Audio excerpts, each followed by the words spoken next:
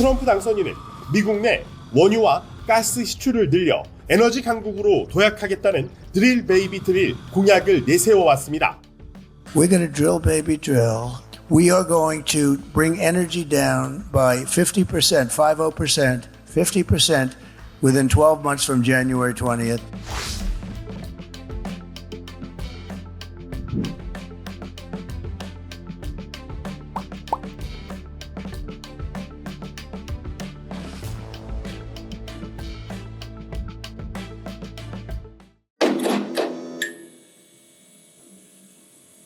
네, 여러분 안녕하세요. 제로에너지바입니다. 작년 말부터 계속 제 머리를 떠나지 않는 질문이 있습니다. 도대체 민주주의란 무엇인가? 사실 민주주의라는 게 그냥 전 숨 쉬면서 늘 주변에 있는 공기 같은 이런 거라고 생각을 했는데 뭔가 민주주의라는 게 이렇게 흔들리는 그런 걸 보면서 우리가 정말 특히나 기후 대응이 굉장히 중요하다고 하는데 속도전을 펼쳐야 된다고 하는데 이렇게 자꾸 흔들리는 민주주의가 이 문제를 잘 해결할 수 있을까? 이런 좀 의문이 들더라고요. 특히 우리 바로 옆에 있는 중국. 이 중국이 어마어마한 속도전을 펼치는 걸 보면 더더욱 이제 그런 의구심이 커질 수밖에 없는데요. 그렇다고 우리가 또 민주주의를 포기할 수는 없지 않습니까? 그래서 우리가 질문을 잘 던져야 될 것 같아요. 그러면은 우리가 민주주의를 어떻게 운용해 가야 되는가? 그 이야기를 좀 나눌 두 분 모셨습니다. 서복경 더가능연구소 소장님 그리고 안유아 중국증권 행정연구원 원장님 모셨습니다. 네, 안녕하세요. 반갑습니다. 네. 안녕하십니까. 저는 지방에서 중앙정치까지 민주주의 연구를 하고 있는 더가능연구소 대표 서복경입니다. 반갑습니다. 안녕하세요. 저는 중국증권 행정연구원 안유아 원장이고요. 주로 중국 경제와 중국 금융 그리고 가상화폐, 핀테크 이쪽 연구를 주로 많이 합니다.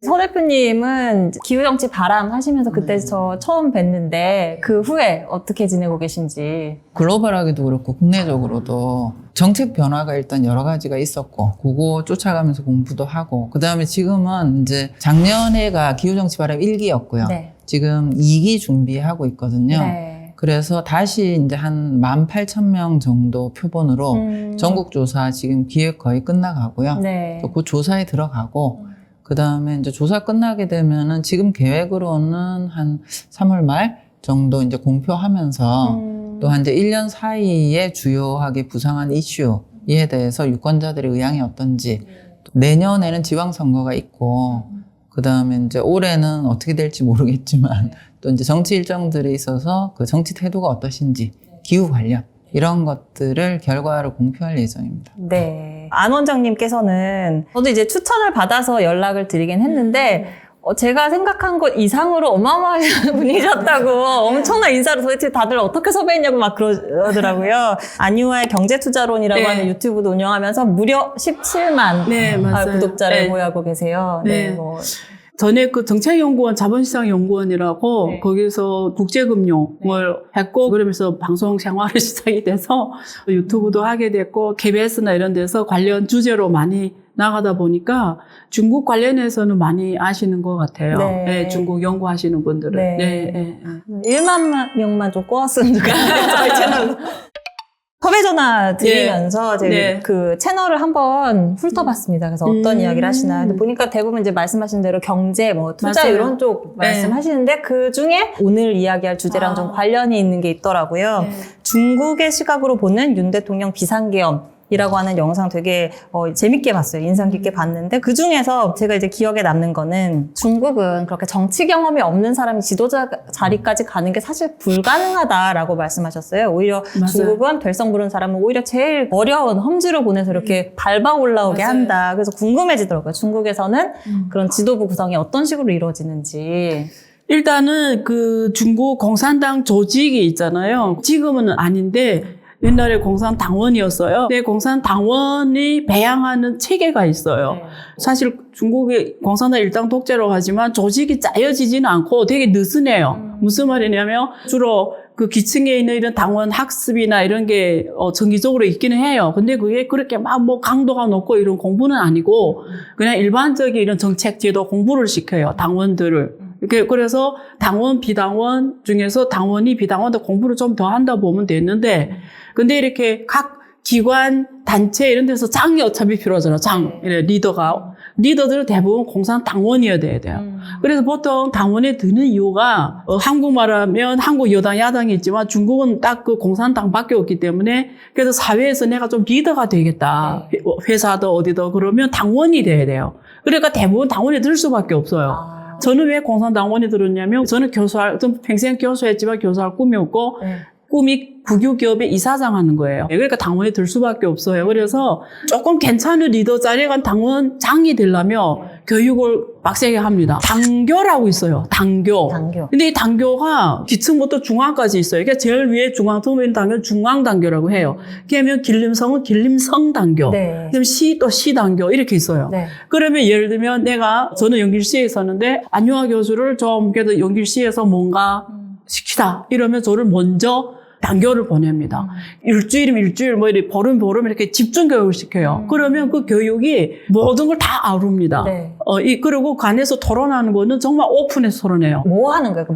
다 배워요. 역사, 지리, 모든 걸 다 배워요. 근데 리더가 되기 위한 반드시 알아야 되는 지식을 가르치는데 그게 체계적으로 돼 있어요. 근데 제일 중요한 건 국제 정세에 대한 교육을 확실하게 합니다. 그리고 국가 경제에 대한 교육, 그리고 뭐 리더로서의 필수 소양, 그리고 최신 기술 동향, 그리고 역사 문제 이런 걸 거기서 또 토론까지 되게 오픈해서 해요. 예를 들면 우리 보기에는 공개적으로 토론 못하는 주제도 그 안에서 하게 합니다. 대신에 거기서 시험 보고 평가하는 거죠. 그러면 거기 나오면 이미 어디 리더로 가는 거예요.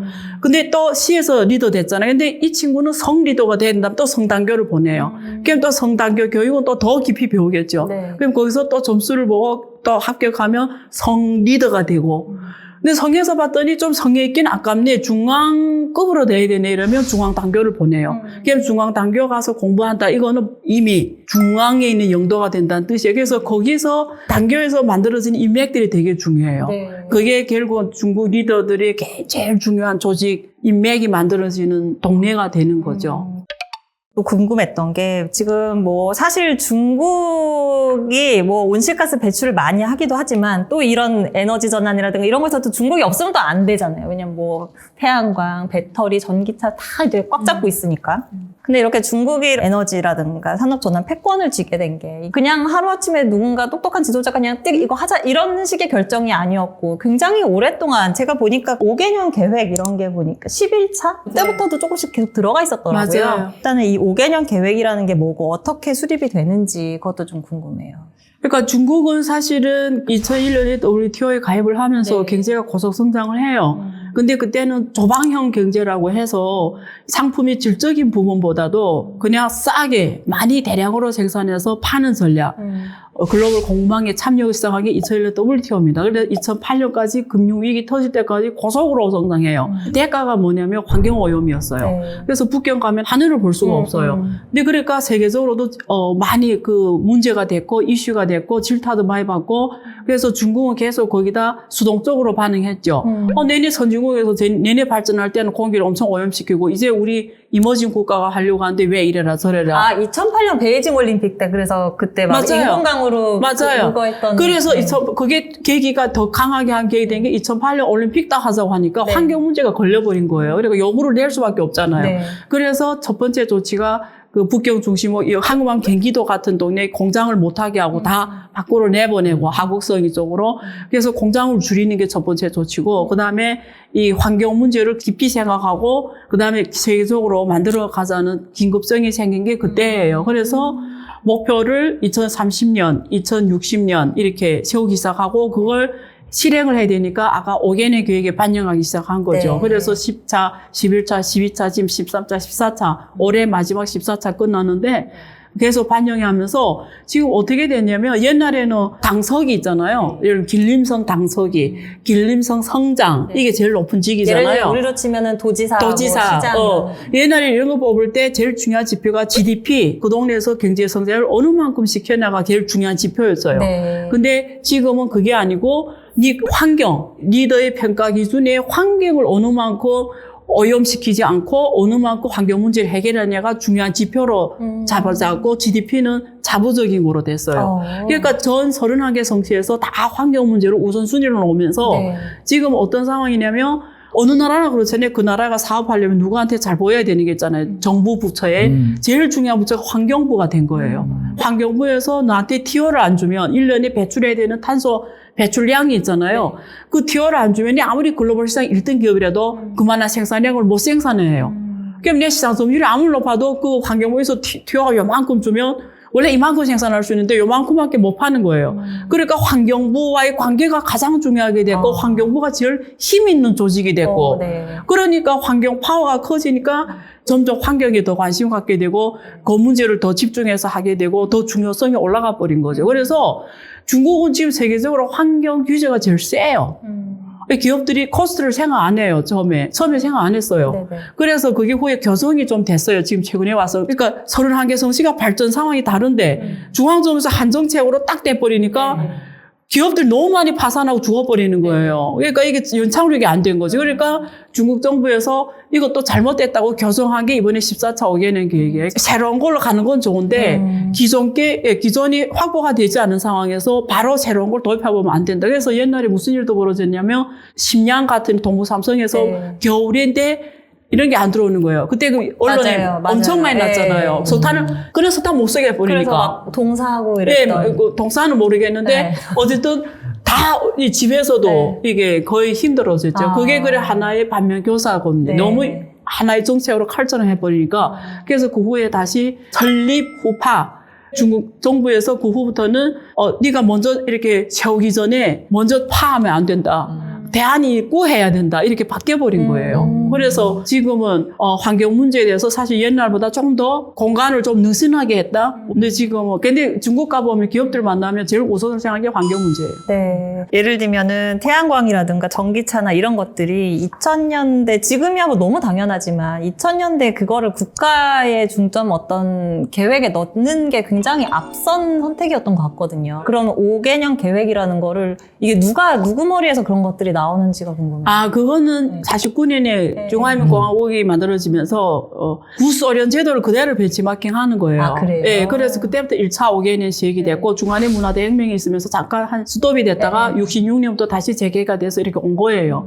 그래서 중국의 모든 제도는 구소련 거 많이 이렇게 배워왔어요. 그렇게 시작이 됐는데 지금 그게 굉장히 체계적으로 남은 거죠. 중국 말하면 무슨 1중전에, 2중전에, 3전전에 이런 중앙경제공작회의 같은 게 열리잖아요. 그게 매년 말에 12월 말에 열려요. 그게 뭐냐면 중국 공산당 전국 대표단 5년에 한 번씩 열리고 거기서 그 중앙위원회가 만들어져요. 중앙위원회 핵심이면 200 한 몇 명이 돼요. 225명 정도가 되는데 1년에 한 번씩 만나요. 네. 1년에 한 번씩 만나는 회의를 1중전에, 2중전에, 3중전에 이렇게 말을 해요. 네. 그래서 이 사람들이 정책을 만들어 가요. 모두 7중까지 열리는데 5중전에 됐을 때, 한 4년차 됐을 때 5개년 계획에 들어갑니다. 그게 작년에 5개년 계획을 만드는 거죠. 네. 26년부터 2030년 거. 그게 15차. 지금 14차니까 15차 5개년 계획이 작년 말쯤 이래 5중전에서 만들어지는 거예요. 그러면 그게 또 수렴이 돼서 최종 전국인민대표대회에서 딱 오케이 하고 하면 또 5개년 계획 딱 진행이 되는 거예요. 그러면 지금 3월에 오잖아요.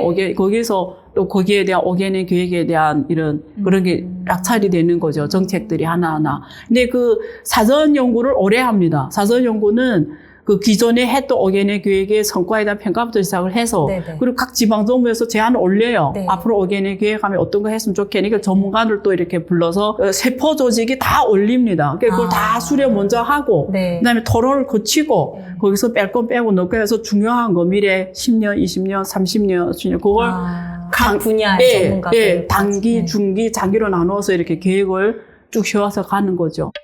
우리가 또 이제 공산당에서 하라면 하는 거다 막 이런 이제 이미지가 또 있고 하다 보니까 굉장히 효율적으로 어쨌든 움직이는 것 같아요. 그러다 보니까 지금처럼 우리가 이제 혼란의 시기를 겪는 뭐 우리나라뿐만 아니라 뭐 다른 뭐 유럽도 계속 미국도 그렇고 정권이 바뀔 때마다 한 번씩 이렇게 막 있잖아요. 그런 것들이. 그러다 보니까 사실 기후 대응에 민주주의가 과연 적합한 제도인가 이런 의구심이 계속 드는데 혹시 학계에서도 좀 어떤 지적 혹은 뭐 이야기가 있나요? 논의가 있죠. 네. 예를 들어서 이제 에코마오이즘, 기후위기 문제를 민주주의 문제로 다룰 수 없다라고 네. 회의적으로 보는 분들도 일부 있어요. 네. 그러니까 이제 거기에서 이제 에코 문제는 네. 마오이즘으로 가야 되는 거 아니냐. 우리나라로 번역하면 생태 사회주의 뭐 이렇게 이제 하는 의견들이 있는데 아직은 이제 소수고요.